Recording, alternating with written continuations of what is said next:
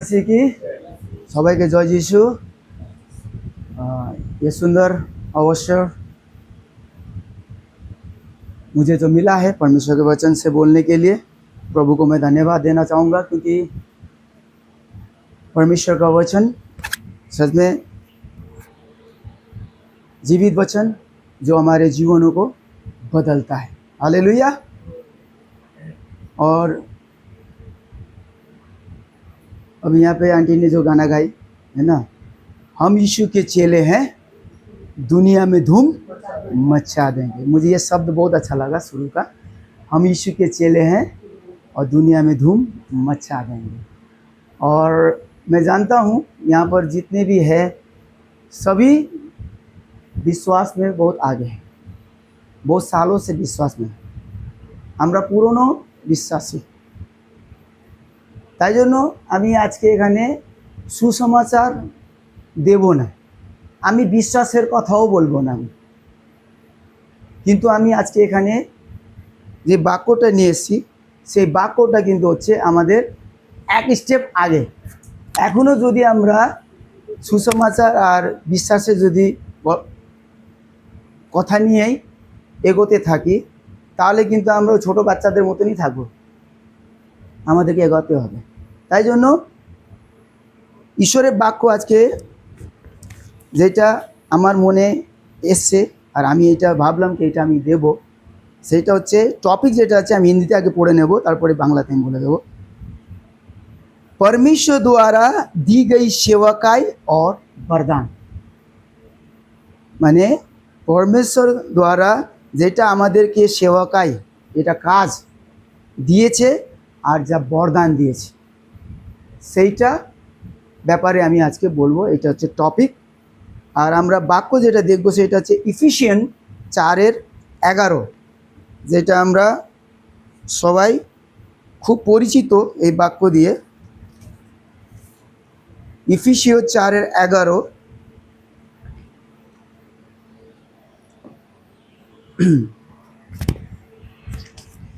এখানে আমি হিন্দিতে পড়ে দেবো, একটু বাংলাতে পড়তে অসুবিধা হবে না সঙ্গীতা? আর তিনি কয়েকজনকে প্রেরিত, কয়েকজনকে ভাগবাদী, কয়েকজনকে সুসমাচার প্রচারক ও কয়েকজনকে পালক ও শিক্ষাগুরু করিয়া দান করিয়াছে। तो इफिसियों 4:11 মধ্যে এরকম লেখা আছে, হিন্দিতে আমি পড়ছি। उसने कुछ को प्रेरित नियुक्त करके और कुछ को भविष्यवक्ता नियुक्त करके और कुछ को सुसमाचार सुनाने वाले नियुक्त करके और कुछ को रखवाले और उपदेशक नियुक्त करके दे दिया। এখানে 5টা আমরা মিনিস্ট্রি পাই। আর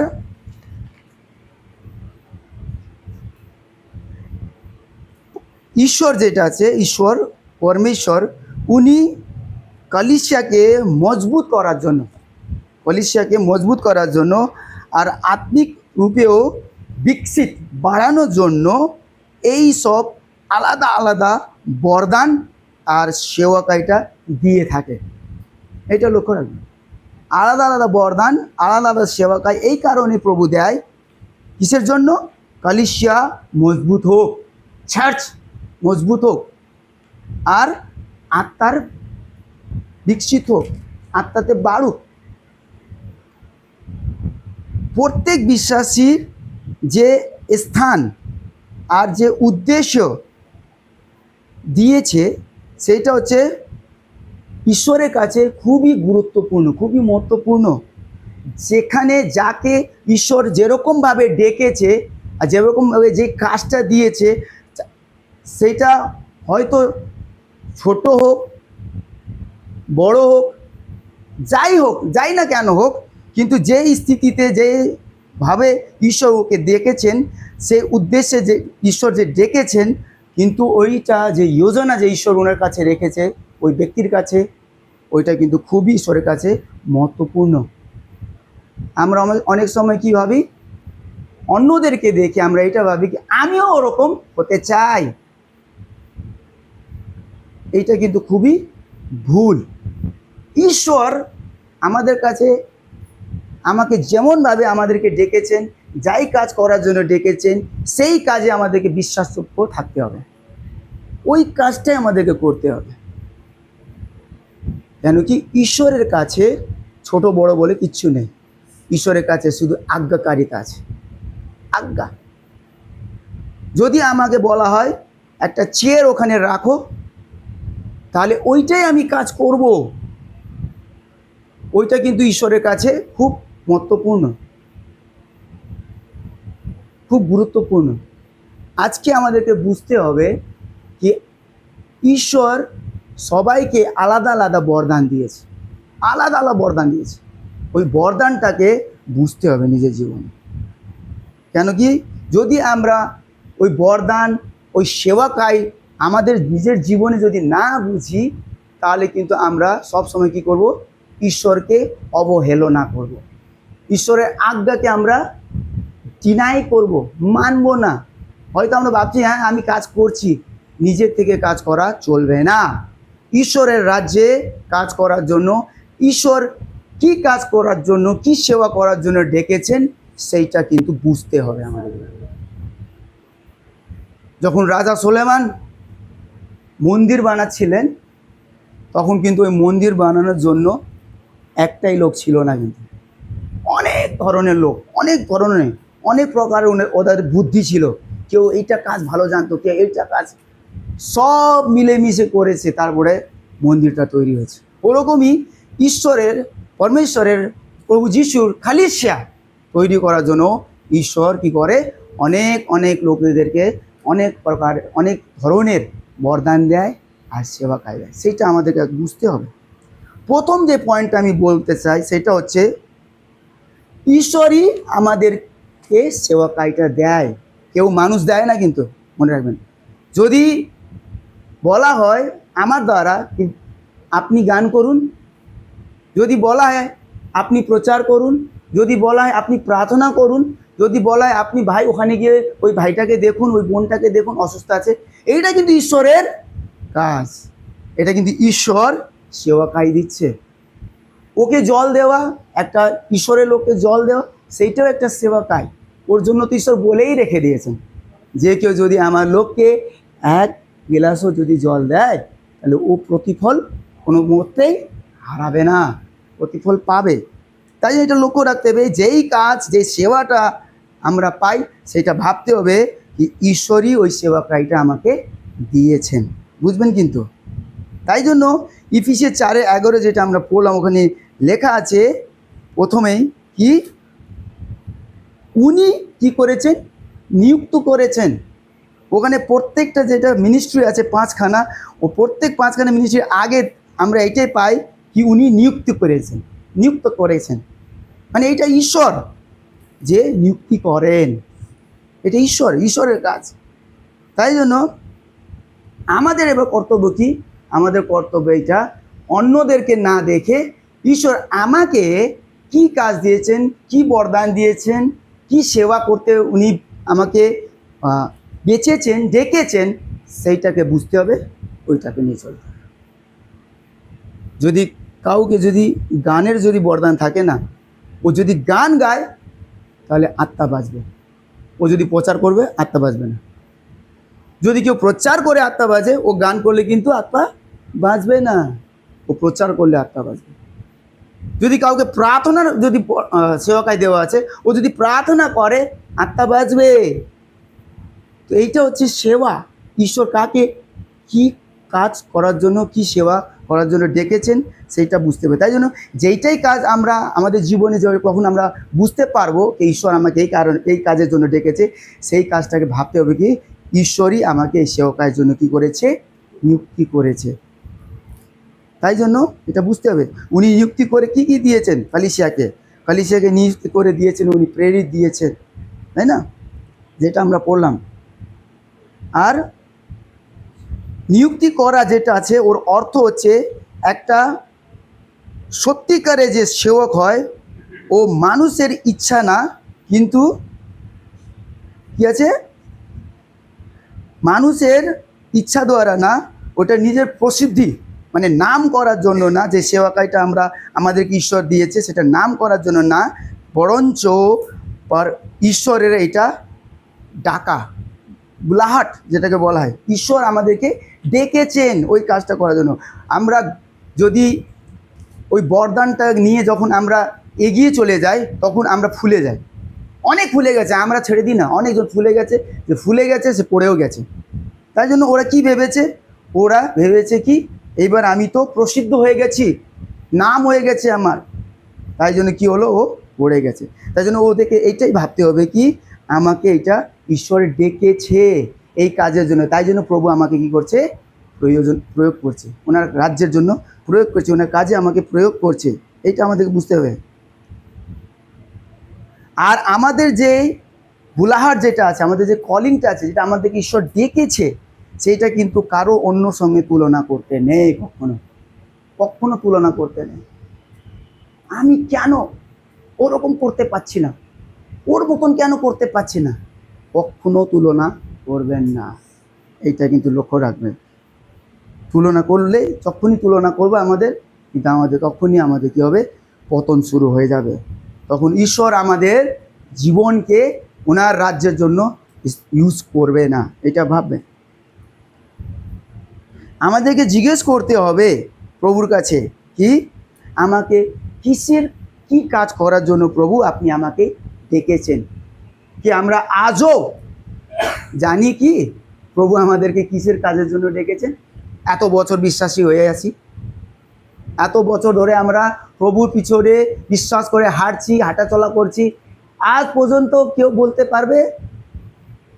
যদি বলতে পারেন তাহলে খুব ভালো, যদি না পারেন তাহলে আজকে থেকে শুরু করে দিন আপনি প্রভুকে জিজ্ঞেস করা কি, প্রভু আপনি আমাকে কি কাজের জন্য ডেকেছেন, আজকে থেকে শুরু করে দিন।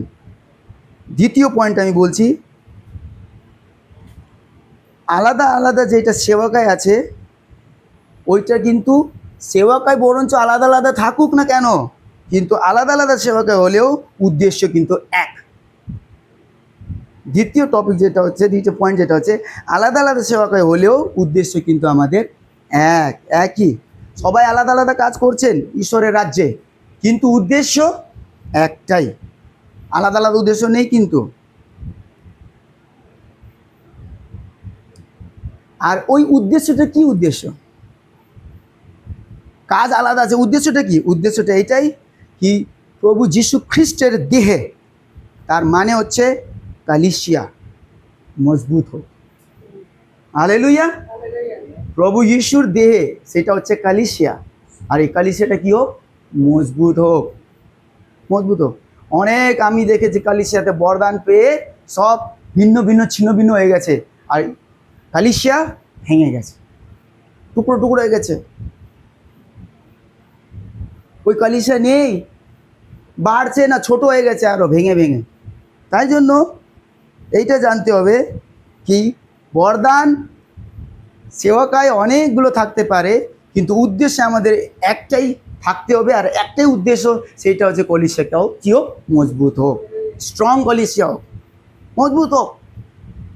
তাই জন্য এটা বুঝতে হবে। আর সবাইকে ঈশ্বরের রাজ্যকে এই পৃথিবীতে কী করতে হবে?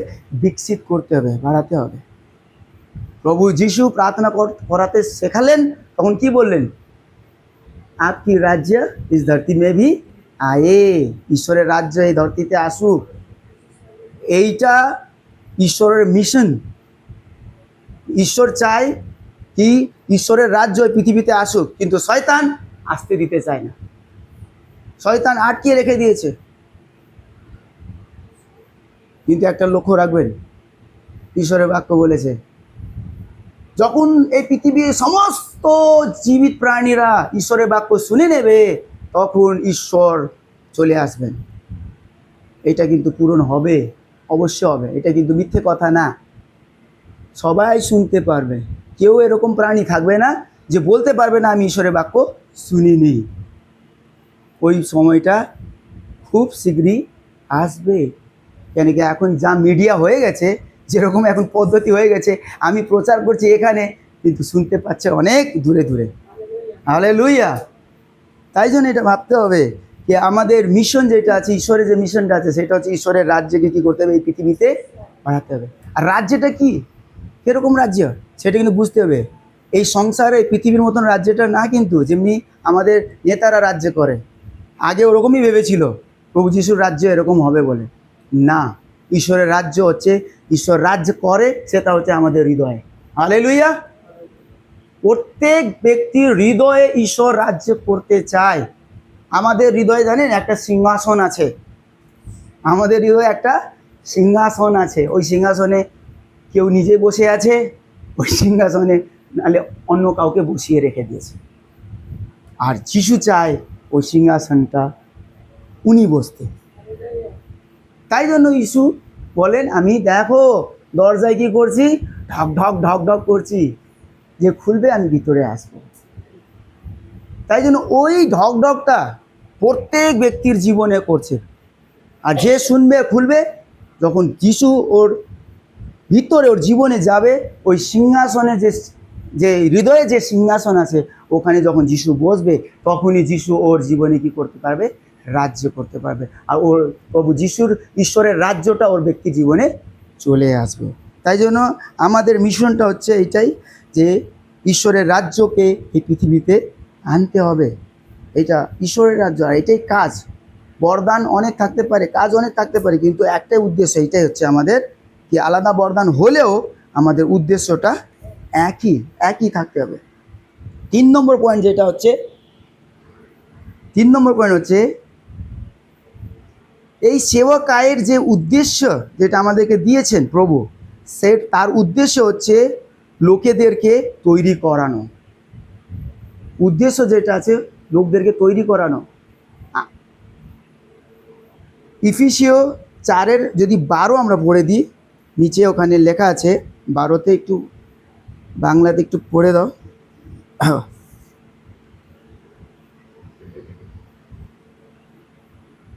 পবিত্রগণকে পরিপক্ব করিবার নিমিত্ত করিয়াছেন, যেন পরিচর্যা কার্য সাধিত হয়, যেন খ্রিস্টের দেহকে গাঁথিয়া তোলা হয়। হ্যাঁ, তো আমি একটু হিন্দিতে পড়ে দিচ্ছি।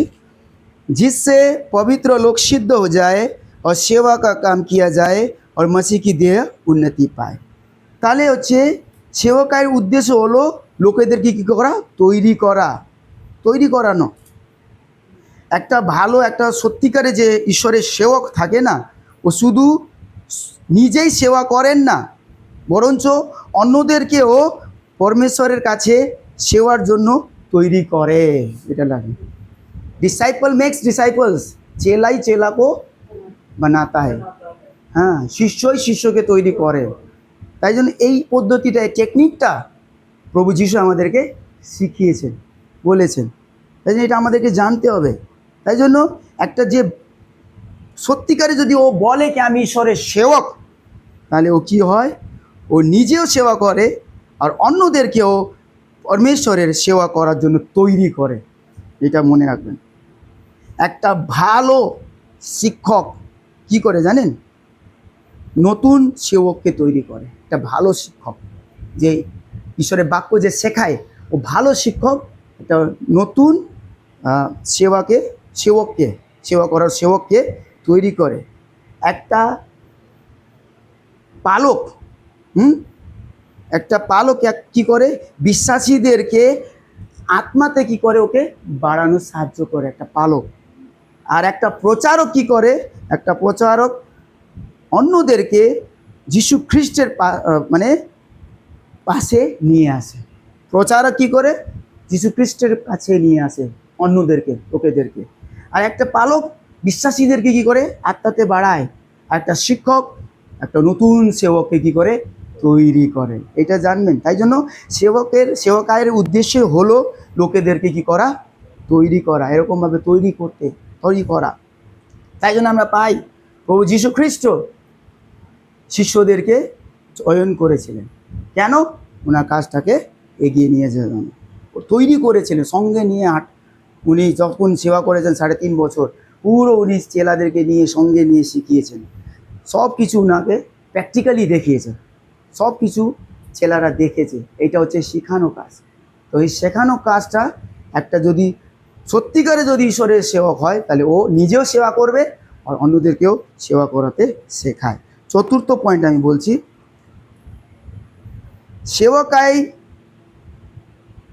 করতে গেলে এই জিনিসটা খুব গুরুত্বপূর্ণ, সেইটা হচ্ছে নম্রতা। সেবকাই করার জন্য নম্রতা খুবই প্রয়োজনীয়। যদি এই নম্রতা যদি না থাকে কিন্তু সেবা ঠিকভাবে হতে পারবে না।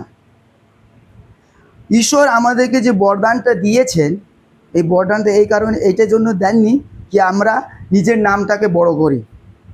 নিজের নামটাকে বড় করার জন্য ঈশ্বর আমাদেরকে সেবা দেয়নি, বরঞ্চ প্রভু যীশু খ্রিস্টের নাম বড় করার জন্য দিয়েছে। প্রভু যীশু খ্রিস্টের নাম, ওনার নাম বড় হোক। এখন দেখবেন হোর্ডিংয়ে যদি কেউ প্রচারক আসে, যীশু খ্রিস্টের নাম থাকে না ওখানে, খুঁজে পাবেন না আপনি। প্রচারকদের নাম পাবেন একদম খুব। আমি ক্রিটিসাইজ করছি না, হ্যাঁ ওখানে ঠিক আছে অ্যাডভার্টাইজ করতে হবে, বলতে হবে, কিন্তু ওর উদ্দেশ্যটা ঠিক থাকতে হবে। কিন্তু উদ্দেশ্য যদি ঠিক থাকে, যদি ওখানে সত্যিকারের প্রচারক এসে যদি ও প্রভু যীশু খ্রিস্টের কাছে লোকেদেরকে যদি নিয়ে আসে, তাহলে কিন্তু ও সত্যিকারের সেবক। আর যদি না, ও নিজেকে ফেমাস করে চলে যাচ্ছে, তাহলে কিন্তু সত্যি করে সেবক না। অনেক সেবকরা আমরা জানি, ইউটিউবে আমরা দেখতে পাই, অনেক সেবকরা জানি ওরা কি করে, কীরকম কাজ করে। তাই জন্য বুঝতে হবে কি সেবকদের যারা সেবক করতে চায় ওরা কিন্তু নম্র থাকতে হবে। বরঞ্চ নিজের নাম বড় না, বরঞ্চ প্রভু যীশু খ্রিস্টের নামকে বড় করতে হবে। তাই জন্য সেবাকায় যেটা আছে সেটা প্রসিদ্ধি, প্রখ্যাত, ফেমাস হওয়ার জন্য না, বরঞ্চ বিশ্বাসযোগ্য হওয়ার জন্য। আর পদ, সেবাকায় পদের জন্য না, বরঞ্চ নম্রতার জন্য। জানে রাখুন, আমাদের প্রভু যীশু খ্রিস্ট স্বর্গের মালিক প্রভু হয়ে এই পৃথিবীতে কীরকম হয়ে এসছেন, সাধারণ মানুষ, নম্র। উনি চেলাদেরও পাও ধুয়ে দিয়েছেন, এটা নম্রতা উনি দেখিয়েছেন। আমাদের যে লিডার, আমাদের প্রভু যীশু খ্রিস্ট, উনি যখন দেখিয়ে দিয়েছেন আমি স্বর্গের রাজা হয়ে, রাজার রাজা হয়ে আমি এত নম্র হয়ে তোমাদেরকে দেখাচ্ছি, তোমরা শেখো। তাই জন্য একটা লিডার হয়ে যদি নম্রতা না থাকে, সেবাকায় করতে এসে যদি নম্রতা না থাকে, তাহলে কিন্তু সেবা করা যাবে না। তাই জন্য পদ না, কি চাই, নম্রতা চাই। আর অধিকার দিয়ে অধীন করার না। যে সেবাকায় করতে চায়, সেবাকায় আসে, তারা অধিকার দিয়ে অধীনে রাখার জন্য না, বরঞ্চ প্রেম করে প্রেমকে গুরুত্ব দিতে হবে। কেউ কেউ না আসে, যদি ও অনেক সময় কি হয়, একজন বিশ্বাসী খুব ভালো বাক্য জানে, গান গাইতেও ভালো জানে, প্রার্থনা করতে জানে, আর একজন নতুন আসলো, ও কিছু জানে না, এবার ওকে অধিকার দিয়ে একদম পুরো একদম বাক্য দেখে এরকম ওরকম বলা চলবে না। এটা কিন্তু সেবাকাই এরকম না। প্রেম, এখানে ভালোবাসা দিয়ে ওকে বোঝাতে হবে, ভালোবাসা দিয়ে ওকে কী করতে হবে, শেখাতে হবে। যেরকমভাবে প্রভু যীশু খ্রিস্ট নিজের চেলাদেরকে শিখিয়েছেন, ওরকমভাবে শেখাতে হবে। 5 নম্বর পয়েন্ট যেটা আছে সেটা বলছি, আজকে আমাদের জন্য সন্দেশ কি আছে। আজকে আমাদের জন্য এই সন্দেশ আছে কি, আমাদের যে বরদানগুলো আছে, এই বরদানগুলোকে আমাদেরকে কি করতে হবে, চিনতে হবে। আমাদের জীবনে আমাদের বরদানগুলোকে চিনতে হবে, আর এটাকে বাড়াতে হবে। লুকিয়ে রাখলে হবে না বরদানগুলো, লক্ষ্য রাখবেন। যদি তোড়া পেয়েছেন, তোড়ার ব্যবহার করুন, না হলে কিন্তু শেষ। 5 তোড়া, 10 তোড়া, 2 তোড়া, 4 তোড়া, 1 তোড়া, জানেন। তাই জন্য যে প্রভু বরদানটা দিয়েছেন ওইটাকে কিন্তু বিকশিত করতে হবে, বাড়াতে হবে। ওইটাকে বরদানটাকে চিনতে হবে, আগে চিনে তারপর ওইটাকে বাড়াতে হবে। আর প্রেমের সাথে কি করতে হবে, ঈশ্বরের সেবা করতে হবে। প্রেমের সাথে প্রেম থাকতে হবে। অনেক সময় আমরা সেবা করি, খুব সেবা তো করছি, কিন্তু এত ঘমণ্ড, এত মানে নিজেকে খুব ভালো, কিন্তু যে আসে ও বিশ্বাসী নেই একদম। আমার বিশ্বাস খুব বেশি, ফরিসিদের মতন। ও চুঙ্গি চুঙ্গি নেয় না, ওর মতন না আমি, আমি তো 10 মাংস দিই, আমি ফাস্টিংও বসি, এরকম হয়ে যায়। এরকম হয়ে যায় না, এরকম না, এই ধরনের না। প্রেম, প্রেমের সাথে প্রেম, প্রভু যীশু খ্রিস্ট প্রেমই বলে গেছেন এখানে। স্বর্গীয় পিতা ঈশ্বর উনি প্রেম করেছেন, নিজের পুত্রকে দিয়েছেন। আর প্রভু যীশু প্রেমই শিখিয়েছেন, আর মহান আজ্ঞা দিয়েছেন প্রেমের ব্যাপারে। ঈশ্বর, সর্বশক্তিমান ঈশ্বরকে তুমি সম্পূর্ণ মন দিয়ে কী করো, প্রেম করো, আর তোমার প্রতিবেশীকেও তুমি কী করো, প্রেম করো। দেখ, প্রেম প্রেম শিখিয়ে গেছেন। তাই জন্য যখনই আমরা যদি বিশ্বাসের বাড়ি আর সেবকাইতে আসি, তাহলে প্রেমটা আমাদের জীবনে খুব থাকতে হবে। এটা কিন্তু খুব গুরুত্বপূর্ণ সেবকাই ক্ষেত্রে। তাই জন্য সেবকাই যেটা হচ্ছে, এটা আমাদের পদ না। আমি আবার থেকে বলছি, সেবকাই আমাদের পদ না, এটা হচ্ছে ঈশ্বরের বোলাহাট, ঈশ্বরের কলিং, ঈশ্বরের ডাকা সেবার জন্য। পদ ভাববেন না। যদি কাউকে চার্চের মধ্যে পদ পেয়ে গেছেন, আপনি পদটাকে বড় ভাববেন না, কিন্তু পদ কিছু না। আপনাকে যে সেবাটা দেওয়ার জন্য ডাকা হয়েছে, ওই সেবাটা গুরুত্বপূর্ণ, ওই সেবাটা করতে হবে। যদি আপনাকে বড় উঁচু পদ দিয়েও যদি আপনাকে ছোট কাজ যদি করতে বলা হয়, করতে হবে আপনাকে। ঈশ্বর যদি বলে করো, করো, করতে হবে, করতে হবে। এটা কিন্তু জানতে হবে। নিজেকে নম্র করা মানে এইটা হচ্ছে একটা কাজ। আর আলাদা আলাদা যে বরদানগুলো প্রভু আমাদেরকে দিয়েছেন, সে আলাদা আলাদা বরদান হচ্ছে, তার উদ্দেশ্য হচ্ছে প্রভু যীশু খ্রিস্টের দেহকে, আবার বলছি আমি, মজবুত করা, প্রভু যীশুর দেহকে মজবুত করা, আর লোকেদেরকে প্রভু যীশুর কাছে কি করা, ওদেরকে পরিপক্ক করে গড়ে তোলা, পরিপক্ক বানানো। যারা যদি বিশ্বাসে কমজোর থাকে, তাদেরকে কী করতে হবে, পরিপক্ক করতে হবে। সেটা আমাদের কাজ, সেটা আমাদের কাজ।